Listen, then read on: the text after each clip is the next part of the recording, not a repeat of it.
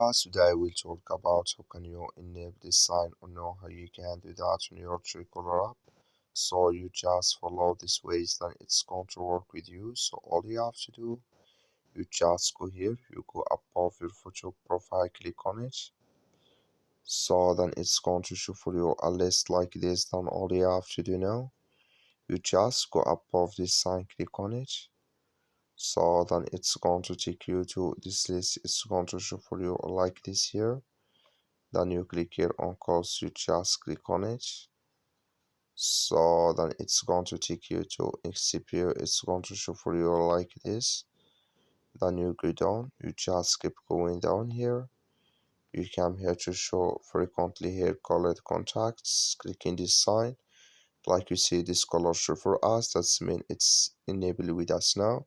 So that's all you have to do. I wish you I get it. That's all. Thank you for watching.